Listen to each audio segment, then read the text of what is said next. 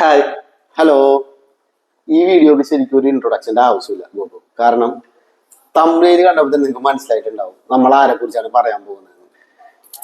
ഈ ഡയറക്ടറിന്റെ പേര് നമുക്ക് കേൾക്കുമ്പോൾ തന്നെ കുറെ സ്റ്റൈലിഷ് മൂവീസ് ആണ് നമ്മുടെ മനസ്സിലോട്ട് വരുന്നത്. അതുകൊണ്ട് തന്നെ ഇദ്ദേഹത്തിന് ഒരു ഫാൻസ് ഉണ്ട്. ആ ഫാൻസ് ഇദ്ദേഹത്തിന് ഒരു വിളിപ്പേരിട്ടുണ്ട്, ഒരു വട്ടപ്പേര് പോലത്തെ ഒരു പേരിട്ടുണ്ട്. ഇന്ത്യൻ ടാറന്റിനോ എന്നുള്ള ഒരു പേര് ഇദ്ദേഹത്തിന് വിളിപ്പേര് ഇട്ടിട്ടുണ്ട്. ഒരു പരിധി വരെ അത് ശരിയാണ്. കാരണം സ്റ്റൈലിഷ് ആയിട്ടുള്ള, വളരെ സ്റ്റൈലിഷ് ആയിട്ടുള്ള മേക്കിംഗ് ആണ് പുള്ളിയുടെ സിനിമകളെല്ലാം. ഞങ്ങൾ ഇന്ന് കാർത്തിക് സുബ്രാജിന്റെ സിനിമകളെ കുറിച്ചാണ് നമ്മൾ ഇന്ന് സംസാരിക്കാൻ പോകുന്നത്. സോ വെൽക്കം ടു അയ.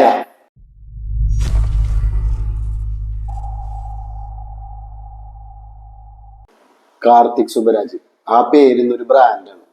ക്രൈം സിനിമകൾ ഇഷ്ടപ്പെടുന്ന, അതായത് ഇപ്പോൾ സ്റ്റൈലിഷ് ആയിട്ടുള്ള സിനിമകൾ ഇഷ്ടപ്പെടുന്ന ആൾക്കാരില്ലേ, അവരുടെ ലിസ്റ്റ്, ക്രൈം സിനിമകളുടെ ലിസ്റ്റ് എടുത്താലുണ്ടല്ല, അതിൽ ഒരു പടം കാർത്തിക് സുബ്രാജിന് ഉണ്ടാവും എന്തായാലും.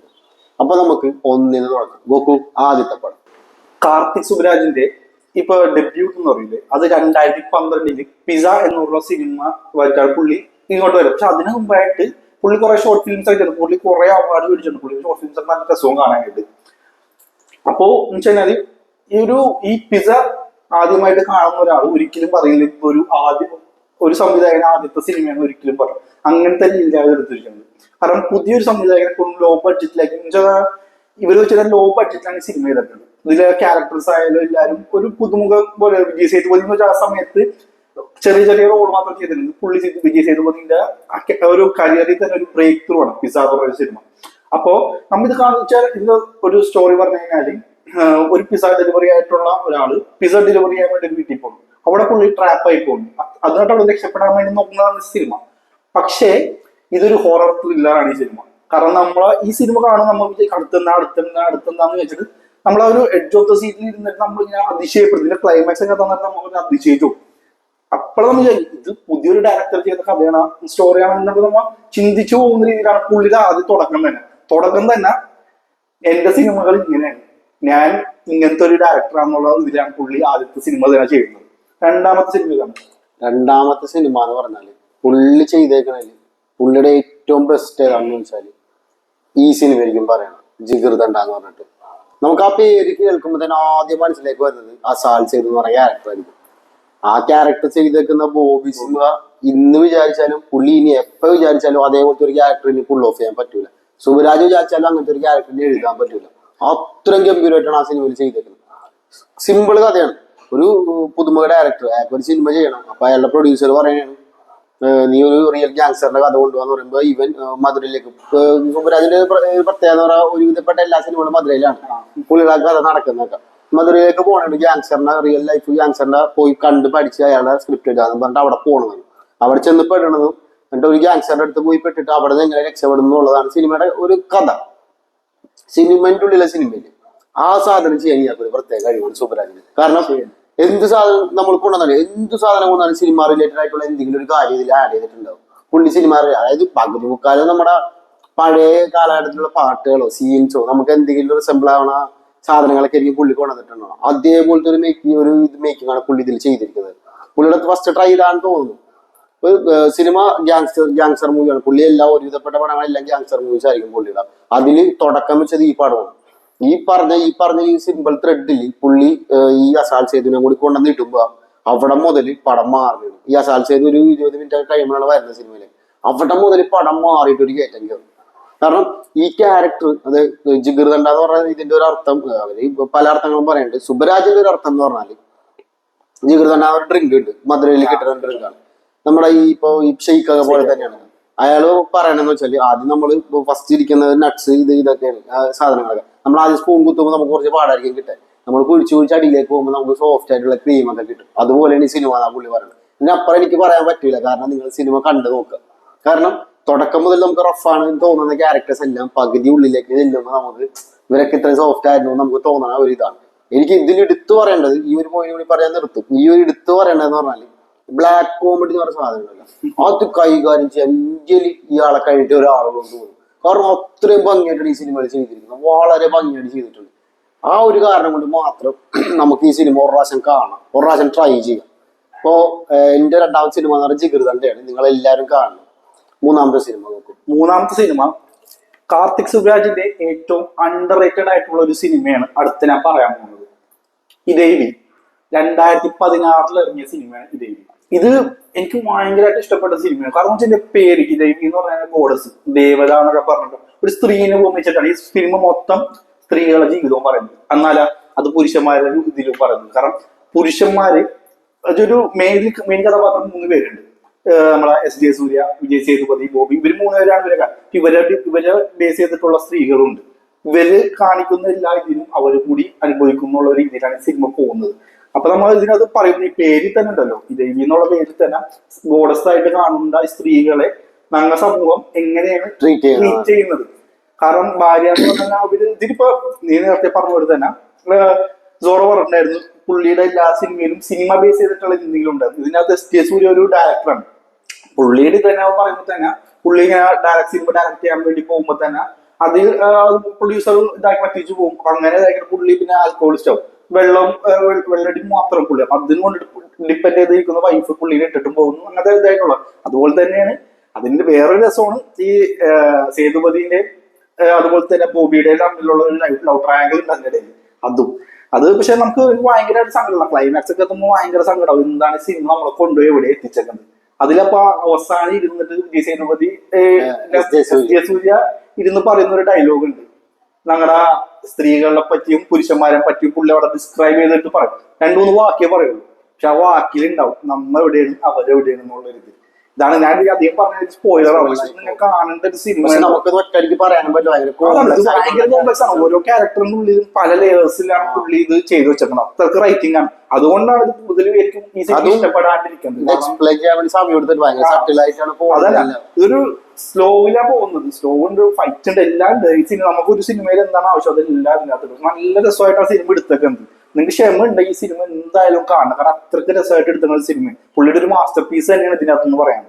ഇതാണ് എന്റെ 2ാമത്തെ സിനിമ. 3ാമത്തെ സിനിമ എന്റെ അടുത്ത സിനിമ എന്ന് പറഞ്ഞിട്ടുണ്ടല്ലോ 2018 വീണ്ടും ഒരു ഹൊറർ ത്രില്ലർ കൊണ്ടാണ് പുള്ളി വരുന്നത്.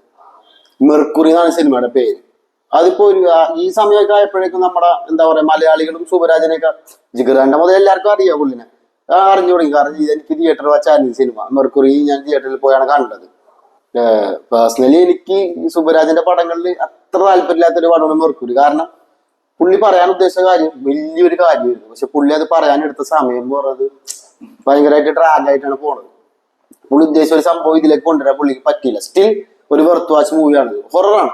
ഒരു 5 സുഹൃത്തുക്കൾ, അതായത് ഡഫ് ആയിട്ടുള്ള, അതായത് ചെവി കേൾക്കാത്ത, സംസാരിക്കാൻ പറ്റാത്ത ആയിട്ടുള്ള ആൾക്കാർ, മ്യൂട്ടായിട്ടുള്ള 5 സുഹൃത്തുക്കൾ ഒരു സ്ഥലത്ത് പെട്ടുപോകുന്നതും ഒരു കെമിക്കൽ ഫാക്ടറിയിൽ പെട്ടുപോകുന്നതും അവിടെ ഒരു ഗോസ്റ്റ് എന്ന വലിയൊരു ക്യാരക്ടർ ഇവരെ ഹോൾഡ് ചെയ്യണതാണ് ത്രൂ ഔട്ട് കഥ. ഒരു സോംബിനെ പോലെ ട്രെയിലർ കാണുമ്പോൾ തന്നെ ഒരു എല്ലാവർക്കും മനസ്സിലായിട്ടുണ്ടാവും. പ്രഭുദേവയാണ് ഇതിലെ ആ വില്ലൻ കഥാപാത്രം ചെയ്തിരിക്കുന്നത്.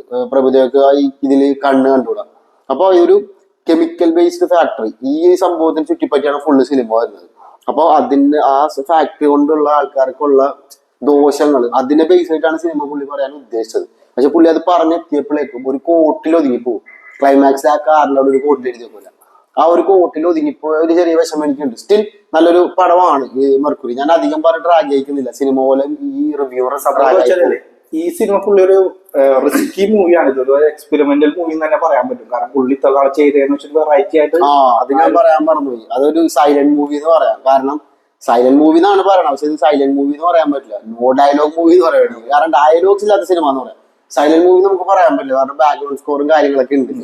കാരണം സൈലന്റ് മൂവി ആകെ ഒരു പടം ഞാൻ എന്റെ ഓർമ്മയിലുള്ളൂ. അത് പുഷ്പക്കാണ്, പുഷ്പക വിമാനമാണ്. ഈ സൈലന്റ് മൂവി നമുക്ക് പറയാൻ പറ്റില്ല. ഒരു എന്താ പറയാ ഡയലോഗ്സ് ഇല്ലാത്ത ഒരു സിനിമ എന്ന് നമുക്ക് ഇതിനെ പറയാൻ പറ്റും. അടുത്ത സിനിമ, എന്റെ അടുത്ത സിനിമ നമ്മൾ ഇത്ര നേരം പറഞ്ഞുകൊണ്ടിരുന്നത് കാർത്തിക് സുബരാജ് എന്ന് പറഞ്ഞ ഡയറക്ടറെ കുറിച്ചാണ്. ഇനി അടുത്ത പറയാൻ പോകുന്നത് കാർത്തിക് സുബരാജ് എന്ന് പറഞ്ഞ ഒരു ഫാൻ ബോയിനെ കുറിച്ചാണ്. പുള്ളി രജനികാന്തിന്റെ കട്ട ഫാനാണ്. അപ്പൊ ഈ പുള്ളി അടുത്ത ചെയ്തു വെച്ചിരിക്കുന്ന ഒരു സിനിമ പേട്ട 2019 ഇറങ്ങിയ സിനിമയാണ്. പുള്ളി അതിനുവേണ്ടി രജനികാന്തിന്റെ മനസ്സിൽ വെച്ചുകൊണ്ട് എഴുതിയ ഒരു സിനിമയാണ്. ഓരോ കാര്യങ്ങളും രജനികാന്ത് എങ്ങനെയാണ് നമുക്ക് ഓരോ മനസ്സിലും ഉണ്ടാവും. നമ്മളെ രജനികാന്ത് ഇങ്ങനെ ആയിരിക്കണം, ഫൈറ്റ് ഇങ്ങനെ, ആക്ഷൻ ഇങ്ങനെ, ഡയലോഗ് ഇങ്ങനെ, ഇതെല്ലാം പുള്ളി എഴുതിയിട്ട് രജനികാന്തിന്റെ ഏറ്റവും ബെസ്റ്റ് ആയിട്ട് നമ്മൾ കണ്ടിരുന്ന കാലഘട്ടം ഉണ്ടായിരുന്നു പണ്ട്. ഈ ഭാഷ അങ്ങനത്തെ നമ്മൾ രജനികാന്ത് നമ്മ അത്ര ഹൈ കണ്ടു. ആ ഒരു ഹൈ തിരിച്ചുകൊണ്ടെന്ന് പറയുന്നത് അങ്ങനത്തെ നമ്മ ഫാൻ ബോയ് ആയിട്ടിരുന്ന എങ്ങനെ ഇരിക്കും. അതാണ് പുള്ളി അത് ചെയ്തു വെച്ചിരിക്കുന്നത്. ഒരു രക്ഷയില്ലാത്ത സിനിമ. എനിക്ക് അതിലെ പാട്ട് മാത്രമല്ല ഇതിന്റെ ബീജം കിടന്ന് കാണിച്ചു വെച്ചേക്കുന്നത്. രജനീകാന്തിന്റെ ഓരോ ഇതിലും കാണിക്കുന്ന ബീജവും പാട്ടൊക്കെ രജനീകാന്തിന് വേണ്ടി മാത്രം എഴുതി വെച്ച പാട്ടുകളൊക്കെ ഉണ്ട്. ഫൈറ്റ് സീക്വൻസ് ആണെങ്കിലും ശരി, പുള്ളി കറക്റ്റ് നമുക്ക് എന്താ പറയുക, നമ്മള് വിശ്വസിപ്പിക്കും രജനീകാന്താണ് ഇത് ചെയ്യണം. രജനീകാന്ത് എന്ത് ചെയ്താലും നമ്മൾ വിശ്വസിക്കും. 5 നില ബിൽഡിങ്ങിനെ പക്ഷെ ഇത് എന്താ പറയാ, നല്ല വൃത്തിക്ക് പ്രത്യേകിച്ച് ഫ്ലാഷ് ബാക്ക് പുള്ളിയുടെ ഇത് അതാണ് പുള്ളിയുടെ ആ ഇപ്പത്തെ കാലഘട്ടം കാണിക്കുന്ന ഫ്ലാഷ് ബാക്കിലും കാണിക്കും. രണ്ടും വേറെ രജനീകാന്തിനെ പോലെ എനിക്ക് തോന്നിയത്. രണ്ടും പക്ഷെ പണ്ടത്തെ വിജയകാല സ്വാഗായിരുന്നു നടന്നിരുന്നു. അത് ഇതിന് മെയിൻ ആയിട്ട് എനിക്ക് പറയേണ്ട വേറൊരു കഥാപാത്രമാണ് നവാസുദ്ദീൻ സിദ്ദീഖിന്റെ ഫസ്റ്റത്തെ തമിഴ് സിനിമയുണ്ട്. അപ്പൊ ഞാൻ വിചാരിച്ചു പുള്ളിയുടെ പോലെ ലിപ്സിംഗിങ് കാര്യങ്ങൾ അറിയാലോ, ഹിന്ദി നടന്മാരായ ആൾക്കാർ ഇവിടെ വന്നിട്ട് തമ്മിൽ അധികം ആ ഒരു ഇതുണ്ട്. പക്ഷെ ഇത് പുള്ളിനെ അങ്ങനെ എത്തിച്ചാണ്. ആ ലിപ്സിംഗിങ് ആയാലും വില്ലത്തരായാലും ആ രജനീകാന്ത് എന്ന് പറഞ്ഞ ഒരു ഇതിന്റെ കറക്റ്റ് ആയിട്ട് പുള്ളി രജനീകാന്തിനെ എപ്പോ വേണമെങ്കിലും നവാസുദ്ദീൻ സിദ്ദീഖിനെ ജോയിൻ ചെയ്യാൻ പറ്റും. പക്ഷെ പുള്ളി എന്നിട്ടും അത്രയ്ക്ക് പുള്ളിനെ ഡൗൺ ആക്കി കളഞ്ഞു. അങ്ങനത്തെ ഒരു സിനിമയാണ്. അവർ രണ്ടുപേരുടെ കോമ്പിനേഷൻ നല്ല രസവും. ഇതിന്റെ റിവെഞ്ച് ഒക്കെ ക്ലൈമാക്സ് ഒക്കെ വരുമ്പോ ഒരു രക്ഷയില്ല. ആ ഒരു ഇതൊക്കെ ഡാൻസ് ഒക്കെ ഒരു രക്ഷയില്ലാത്ത നമ്മളിപ്പോ ഒരു ഞങ്ങളും ഒരു രജനീകാന്ത് ഫാനാണ്. അപ്പൊ ഒരു ഡയലോഗ് ഒക്കെ ഉണ്ട്, ഒരു രാമായണം മഹാഭാരതം ബേസ് ചെയ്തിട്ട് ഒരു ഡയലോഗ് ഉണ്ട്, കൃഷ്ണൻ പറയുന്ന ഒരു ഡയലോഗ്. അത് കേട്ടപ്പോൾ നമ്മളാണ് അവിടെ നിന്നിട്ട് അങ്ങനെ കൈയടിച്ചത്. കാരണം മിക്കൊരു ക്ലിക്കായില്ലാതെ പിന്നെ കുറച്ചേരം കണ്ട് പുള്ളി അത് ട്രാൻസ്ലേറ്റ് ചെയ്തിട്ട് കറക്റ്റ് ആയിട്ട് പറഞ്ഞു കൊടുക്കും. അപ്പോഴാണ് ആൾക്കാർക്ക് എല്ലാവർക്കും മനസ്സിലാവുന്നത് എന്താണ് രജനീകാന്ത് പറഞ്ഞത്.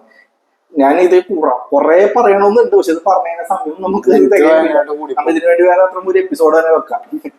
സോ ഇതാണ് എനിക്ക് സുബ്രാജിന്റെ എന്റെ 3ാമത്തെ സിനിമ. എന്റെ അടുത്ത സിനിമ എന്ന് പറഞ്ഞത് ജഗമേ തന്തിരം.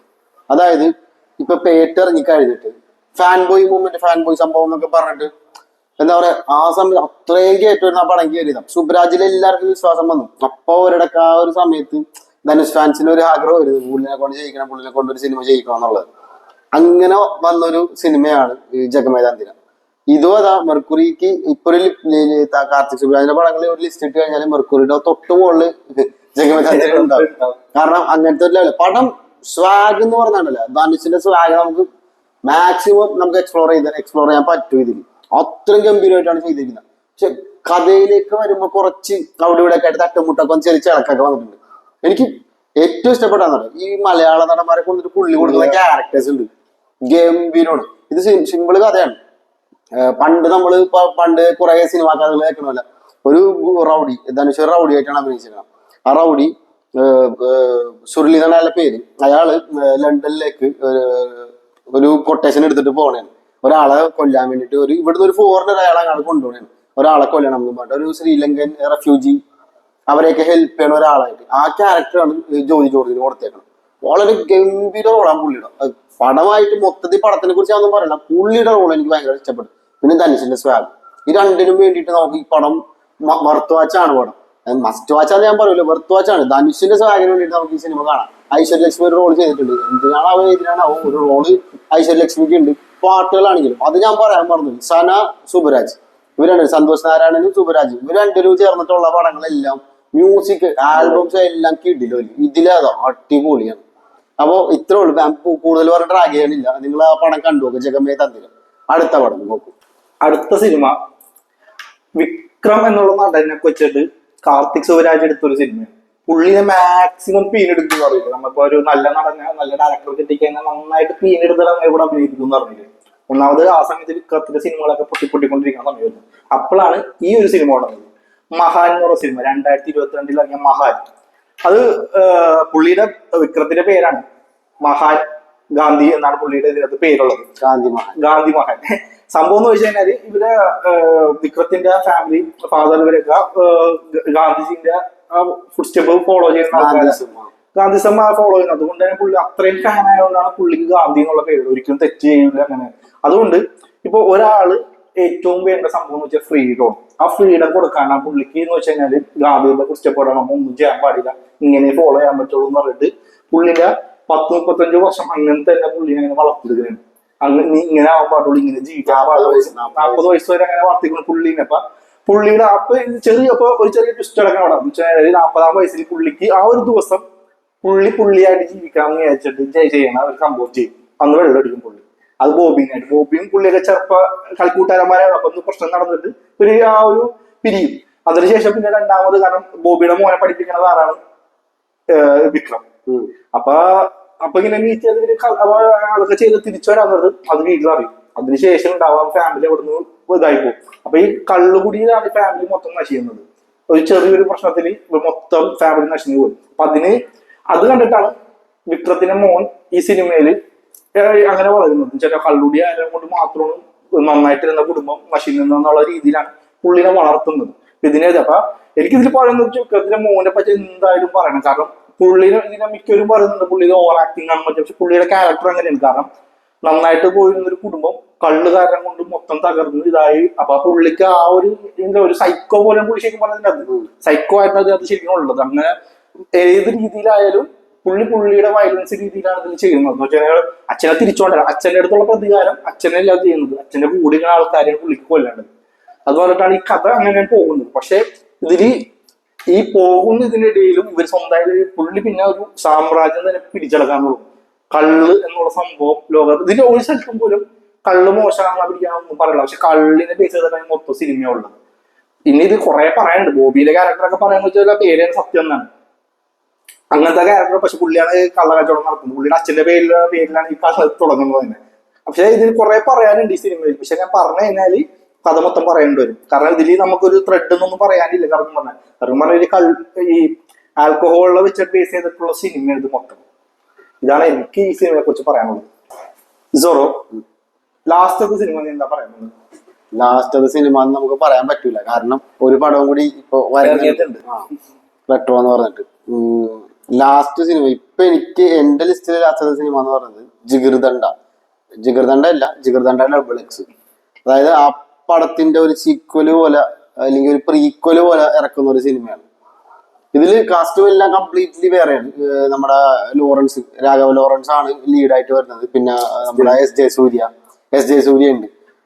ഇവർ രണ്ടുപേരുടെയും സിനിമയാണ്. നമ്മൾ നേരത്തെ ഒക്കെ പറഞ്ഞു പോയില്ലേ ഒരു സിനിമക്കുള്ള സിനിമ എന്ന് പറഞ്ഞ സംഭവം. അത് ഇതില് വ്യക്തമായിട്ട് പുള്ളി തീർത്തും തന്നിട്ടുണ്ട് നമുക്ക്. അതായത് ഒരു സിനിമന്റെ ഉള്ളിൽ നടക്കുന്ന ഒരു സിനിമ. ഇതിനു മുമ്പ് പറഞ്ഞിട്ടുള്ള ജിഗർദണ്ഡ ഫസ്റ്റിൽ അതേ കഥ തന്നെയാണ്. ഒരു ഡയറക്ടറായി പോകുന്ന ഒരു ഡയറക്ടർ ഒരു ഗ്യാങ്സ്റ്ററിന്റെ സിനിമ എടുക്കാൻ വേണ്ടിയിട്ട് വരുന്നതും ഇതിൽ ഡയറക്ടറായിട്ട് വരുന്ന എസ് ജെ സൂര്യ, റേ എന്നാണ് പേര്. സത്യജിത് റേ ഇല്ലേ, അതിന്റെ ഒരു എന്താ പറയുക ട്രിബ്യൂട്ട് പോലെയാണ് പുള്ളിയുടെ പേര്, റേ എന്നാണ് വരുന്നത്. അതേപോലെ പുള്ളി മറ്റേ ലോറൻസിന്റെ പേര് എലിയസ് സീസർ എന്നാണ് പേര്. അതിനൊരു ഫ്ലാഷ് ബാക്ക് സ്റ്റോറി, അത് ഞാനിപ്പോ പറയുന്നില്ല. പടം ചെയ്തു വെച്ചേക്കുന്നുണ്ടല്ലോ, എന്താ പറയാ, ഡാർക്ക് കോമഡി. ഇപ്പൊ ഇത്രയും നാള് നമ്മൾ പറഞ്ഞതിലൊക്കെ അവർ തൊട്ടും തലോടിയും സുബരാജ് പോയ കാര്യങ്ങളൊക്കെ ഇതിൽ കംപ്ലീറ്റ്ലി കൊണ്ടുവന്ന് കൊട്ടിയിട്ടുണ്ട്. സിനിമന്റെ ഉള്ളിലെ സിനിമ എന്ത് ഭംഗിയായിട്ടെന്ന് പുള്ളി പറഞ്ഞു. സിനിമനോടുള്ള ഒരു സ്നേഹം ശരിക്കും പറഞ്ഞ ഒരു ലവ് ലെറ്ററാണ്. സിനിമക്ക് വേണ്ടിയിട്ട് ഒരു ലവ് ലെറ്ററാണ് നമുക്ക് ഈ സിനിമ എന്ന് പറയാൻ പറ്റും. കാരണം സിനിമ എന്ന് പറഞ്ഞ ആ ആർട്ടിനെ നമുക്ക് എത്രയും ഭംഗിയായിട്ട് പ്രസന്റ് ചെയ്യാൻ പറ്റും അത്രയും ഭംഗിയായിട്ട് സിനിമയിൽ ചെയ്തിട്ടുണ്ട്. ആർട്ട് മാത്രമല്ല, പൊളിറ്റിക്സ് കൂടാണ്ട്. പൊളിറ്റിക്സ് എന്ന് പറയുമ്പോൾ തന്നെ എനിക്ക് ഈ താഴ്ന്നു പോയ ആൾക്കാരില്ലേ, അവരെ അടിച്ചമർത്തിയ ആൾക്കാർ, പൊളിറ്റീഷ്യൻസ് ഇല്ലേ, അവരുടെ കുറെ സ്റ്റോറീസ്. സൈം ടോം ചാക്കോ ഒക്കെ ഉണ്ട്, പുള്ളിക്ക് ഒരു നല്ല റോൾ ഉണ്ട്. നമ്മുടെ നിമിഷ. പിന്നെ എനിക്ക് ഇതിൽ ഇഷ്ടപ്പെട്ട ഒരു ക്യാരക്ടർ എന്ന് പറഞ്ഞാൽ ഈ നമ്മുടെ ലോറൻസ് അല്ലാണ്ട് വേറൊരു ക്യാരക്ടർ കാർമേഘം എന്ന് പറഞ്ഞിട്ടൊരു ക്യാരക്ടർ. അവന്റെ തലതൊട്ടപ്പനായിട്ട് ഒരാൾ ഗോഡ് ഫാദർ ആയിട്ട് കിട്ടിയിലും ക്യാരക്ടറാണ് പുള്ളി എല്ലാ സിനിമയിലും കിടിലുമാണ്. പുള്ളിയുടെ ആക്ടറിന്റെ പേര് ഞാൻ ഓർക്കണില്ല. അയാൾ അടിപൊളിയാണ്. മൈ ബോയ് ഗംഭീര സിനിമയാണ്. എനിക്കിത് കൂടുതൽ പറഞ്ഞ സ്പോയിൽ ചെയ്യണമെന്നില്ല. എടുത്തു പറയേണ്ട ഒരു സാധനമുണ്ട്, ക്ലിന്റ് ഈസ്റ്റ്വുഡിന്റെ ഒരു സീനുണ്ട്. എന്റെ പൊന്നോ, നമ്മള് ചെറുതായിട്ട് കാണിക്കണുണ്ട്. പേരിട്ടതാരാന്ന് പറയുന്നുണ്ട് സീസറിനാണെന്ന്. ക്ലിന്റ് ഈസ്റ്റ്വുഡിന്റെ കട്ട ഫാൻസാണ് ഞങ്ങള്. അത് ആ ഒരു തിയേറ്ററിൽ പോയിരിക്കുമ്പോ ഒരു ഫാൻ ബോയ് എന്നുള്ള രീതിയിൽ പുള്ളിയെ തിയേറ്ററിൽ കാണിക്കുമ്പോൾ നമുക്ക് കിട്ടുന്ന രോമാഞ്ചം ഉണ്ടല്ലോ. സിനിമനെ നല്ല ഭംഗിയിൽ എക്സ്പ്ലോർ ചെയ്തിട്ടുള്ള ഒരു സിനിമ ഡബിൾ എക്സ്. കാണുക, എല്ലാരും കാണുക. സിനിമ ഇഷ്ടപ്പെടുന്ന എല്ലാവരും മസ്റ്റ് ആയിട്ട് കണ്ടിരിക്കേണ്ട ഒരു സിനിമ ഡബിൾ എക്സ്. അപ്പൊ നോക്കൂ, നമ്മളിപ്പോ തൽക്കാലം ഈ എപ്പിസോഡ് നമുക്ക് നിർത്താം. കാരണം എപ്പോഴും നമ്മൾ കണ്ടിട്ടില്ല. പൊതുവെ എല്ലാരും മോശം അഭിപ്രായമാണ് സിനിമ പറയുന്നത്. നമുക്ക് നോക്കാം. ഞങ്ങൾ രണ്ടുപേരും കണ്ടിട്ട് ഞങ്ങൾ എന്തായാലും റിവ്യൂ ഇടുന്നതായിരിക്കും സിനിമയുടെ. സോ ഞങ്ങളുടെ വീഡിയോ ഇവിടെ വെച്ച് വൈൻഡ് അപ്പ് ചെയ്യാനാണ്. സോ നിങ്ങൾക്ക് നമ്മൾ പറഞ്ഞതിൽ എന്തെങ്കിലും എതിരഭിപ്രായം എന്തെങ്കിലും ഉണ്ടെങ്കിൽ നമ്മുടെ കമന്റ് ബോക്സിൽ കമന്റ് ഉണ്ടാവും തോന്നുന്നില്ല. കാരണം നമ്മുടെ ഒരു എന്താ പറയാ എക്സൈറ്റ്മെന്റ് സാധനങ്ങളാണ് നമ്മൾ പുറത്തേക്ക് ഇട്ടേക്കണത്. ചിലവർക്ക് കുറെ അഭിപ്രായം ഉണ്ടാവുമല്ലോ ഇവര് ഇങ്ങനെ പറഞ്ഞപ്പോ നമ്മളിപ്പോ പറഞ്ഞ ഈ മെർക്കുറി നമ്മ കുഴപ്പമില്ല എന്നൊക്കെ പറഞ്ഞല്ലോ. പക്ഷെ ചിലർക്ക് കുറെ പേർക്ക് ഇഷ്ടപ്പെടാണ്ട് ഈ രവി എന്ന് പറഞ്ഞ സിനിമ കാണാത്ത പോലെയുള്ള ആൾക്കാരുണ്ട്. അപ്പൊ അവരെന്തെങ്കിലും അഭിപ്രായം നമ്മൾ കമന്റ് ബോക്സിൽ കമന്റ് ചെയ്യാം. So bye. ബൈ.